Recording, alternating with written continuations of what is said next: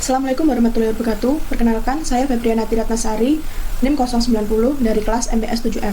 Di sini saya akan mempresentasikan mengenai bisnis plan dari usaha saya, yaitu Es Buah Ambyar Prasmanan. Yang pertama yaitu latar belakang. Usaha makanan dan minuman pastinya memiliki prospek yang sangat tinggi, karena merupakan kebutuhan yang paling mendasar untuk dipenuhi. Dalam bisnis plan yang saya buat kali ini yaitu mengenai es buah, yang mana es buah sangatlah digemari oleh masyarakat. Karena es buah identik dengan rasa manis serta nikmat dan segar. Es buah juga merupakan minuman sehat yang sangat baik dikonsumsi setiap hari karena menggunakan buah-buahan yang bernutrisi. Perencanaan bisnis dari es buah Prasmanan. Selanjutnya yaitu profil bisnis. Nama usahanya yaitu Es Buah Ambyar Prasmanan dengan bidang usaha dagang dengan jenis produknya yaitu minuman. Alamat dari usaha tersebut yang pertama Jalan Slamet Riyadi nomor 58 Dusun 2 Kartasura Sukoharjo. Lebih tepatnya yaitu belakang Pasar Kartasura. Yang kedua yaitu Singapuran RT 02 RW 02 Singapuran Kartasura. Untuk nomor telepon yang dapat dihubungi seperti terlihat di layar. Selanjutnya media sosialnya yaitu @esbuah.ambyar, di mana es buah ini telah terdaftar dalam GoFood dengan nama Es Buah Prasmanan. Selanjutnya struktur organisasi, di mana owner di sini yaitu Yuliana Ekasari dengan admin dan pemasar yaitu Febriana Tiratnasari. Perincian tugas-tugas karyawan tersebut adalah sebagai berikut. Yang pertama, karyawan 1 bertugas dalam bidang produksi seperti mengupas buah, memasak buah, dan lain sebagainya. Yang kedua, karyawan yang kedua bertugas sebagai admin serta melakukan pemasaran kepada calon pembeli. Analisis strategi. Di sini terdapat analisis eksternal yang meliputi analisis pelanggan, analisis kompetitor, dan analisis pasar. Selanjutnya, analisis internal. Analisis internal terdapat dua macam. Yang pertama adalah kekuatan modal dan kemampuan SDM. Kekuatan modal usaha dari es buah tersebut berasal dari modal pribadi dari owner. Dikarenakan keterbatasannya dengan modal, maka menjadi salah satu kendala dalam mengembangkan suatu usaha tersebut. Selanjutnya, kemampuan sumber daya manusia. Owner dari es buah telah memiliki kemampuan dalam meracik jualan, tetapi owner memiliki kekurangan yaitu dalam hal desain produk agar dapat menarik pembeli. Sedangkan terdapat admin untuk media sosial dan admin aplikasi GoFood yang merangkap sebagai pemasar produk tersebut. Selanjutnya, analisis SWOT. Yang pertama, strength atau kekuatan. Meliputi yang pertama, produk minuman es buah dapat dikonsumsi untuk berbagai kalangan usia, dari anak-anak hingga orang tua. Yang kedua, inovasi dalam penyajian yang baru, yaitu dengan menggunakan sistem prasmanan. Selanjutnya, weakness. Yang pertama, banyaknya pesaing dalam usaha tersebut. Yang kedua, promosi yang belum rutin. Yang ketiga, kurangnya pengelolaan dana dan manajemen keuangan. Analisis selanjutnya yaitu opportunity. Yang pertama, banyaknya peminat es buah dengan sistem prasmanan. Yang kedua, bahan yang digunakan aman untuk dikonsumsi. Yang ketiga, lokasi jualan strategis karena berada di pinggir jalan raya, yang tepatnya di belakang pasar tradisional. Selanjutnya adalah trade. Yang pertama adalah meningkatnya permintaan, yang mana kami belum menyiapkan stok yang cukup. Yang kedua, adanya pesaing yang mengikuti ide usaha kami. Yang ketiga, mempertahankan usaha agar dapat terus berlangsung.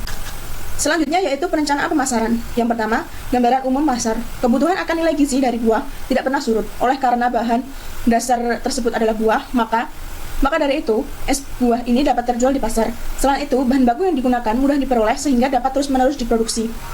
Segmentasi pasar dari penjualan produk ini berdasarkan geografis, yaitu anak sekolah dan masyarakat Kartasura yang berkunjung ke pasar tradisional. Dan terdapat di rumah yang cenderung banyak anak-anak yang memiliki sifat konsumtif, jadi membuka peluang untuk membuka usaha di lingkungan rumah. Produk ini juga tidak dikelompokkan ke dalam kriteria tertentu, karena produk ini aman untuk dikonsumsi oleh siapa saja dan untuk umur berapa saja. Selanjutnya, strategi pemasaran. Yang pertama, produk, di mana es buah ini memiliki tagline yaitu ambil buah sendiri sesukamu, yang berarti pembeli dapat memilih dan memasukkan sendiri buah yang dipilih ke dalam cup yang disediakan. Yang kedua yaitu price atau harga. Dalam satu cup es buah dibanderol dengan harga 5.000 untuk harga datang langsung ke lapak. Sedangkan untuk harga melalui pesan antar, satu cupnya yaitu 8.000. Selanjutnya, promosi. Produk jualan ini telah melakukan promosi menggunakan media sosial seperti Instagram, Facebook, dan WhatsApp. People atau orang. Kriteria dalam sumber daya manusia yang dibutuhkan yaitu memiliki rasa tanggung jawab, ulet, rajin, dan ramah. Selanjutnya, tempat. Sistem penjualan dapat secara langsung dan dapat secara online, yaitu dengan menggunakan aplikasi pelayanan pesan antar. Selanjutnya proses. Proses dapat berupa dengan pelayanan yang cepat dan tepat sesuai keinginan pembeli, serta proses komunikasi dengan para pelanggan yang datang. Selanjutnya physical evidence. Penjualan di luar menggunakan meja kecil dan payung untuk menunjang kebersihan agar tidak dihinggapi debu yang ada. Sedangkan untuk pelayanan di rumah menggunakan meja kecil yang ditaruh di teras rumah agar mempermudah melayani pembeli. Selanjutnya, pengertian komunikasi bisnis.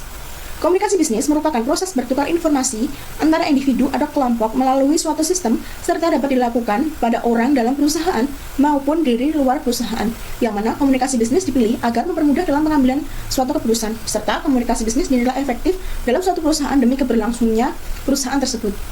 Dalam komunikasi bisnis dapat dilakukan antara satu perusahaan dengan perusahaan lain dengan berbagai macam cara dalam melakukan komunikasi bisnis, misalnya dengan mengirimkan memo atau pesan singkat, serta dapat pula mengunjungi perusahaan yang terkait dalam hal kerjasama. Selanjutnya, hubungan dalam etika komunikasi bisnis. Etika dalam melakukan komunikasi bisnis sangatlah penting, di mana etika tersebut mampu mencerminkan diri kita, serta dalam menerapkan etika dalam berkomunikasi memiliki berbagai manfaat, seperti dengan etika yang baik kita dapat membuat manajemen perusahaan lebih baik, serta dapat membangun teamwork yang kuat dan meningkatkan produktivitas yang ada. Serta dengan memiliki etika yang baik dapat memberikan garansi mengenai kebijakan personal yang bersifat legal dan dapat membantu mengelola nilai-nilai yang berhubungan dengan kualitas sumber daya manusia yang ada. Selanjutnya yaitu hubungan dalam strategi pelayanan pelanggan. Strategi pelayanan pelanggan memiliki inti konsep bahwa dalam usaha meningkatkan kualitas jasa perusahaan yang harus melibatkan komitmen dan kesadaran seluruh karyawan dalam perusahaan, yang mana usaha ini dapat dilaksanakan terus-menerus sehingga dapat meningkatkan penjualan dan pangsa pasar yang lebih luas. Kaitannya dengan strategi ini yaitu mengenai loyalitas dengan konsumen, di mana loyalitas ini berhubungan dengan bagaimana cara kita merekomendasikan produk kita kepada konsumen dan keuntungan apa yang kita peroleh apabila membeli produk tersebut. Serta dalam hal ini juga mencakup mengenai kepuasan pelanggan terhadap usaha dari kami. Selanjutnya, hubungan dengan komunikasi interpersonal. Komunikasi interpersonal atau antar pribadi adalah komunikasi yang dilakukan antar seorang dengan orang lain dalam suatu masyarakat maupun organisasi, baik organisasi bisnis maupun non-bisnis, dengan menggunakan media komunikasi serta bahasa yang mudah dipahami dalam mencapai tujuan tertentu. Dalam melakukan komunikasi ini, sebaiknya kita menggunakan bahasa yang mudah dipahami oleh calon pembeli. Berikut adalah cara dalam mengembangkan keterampilan komunikasi interpersonal, yaitu yang pertama, memberikan senyuman dan bersikap apresiatif. Yang kedua, mendengarkan secara aktif dan memberikan perhatian terhadap orang lain. Yang ketiga, berkomunikasi secara jelas dan menggunakan humor jika diperlukan. Yang keempat, memahami orang lain dan menghindari komplain. Sekian presentasi dari saya, kurang lebihnya mohon maaf. Wassalamualaikum warahmatullahi wabarakatuh.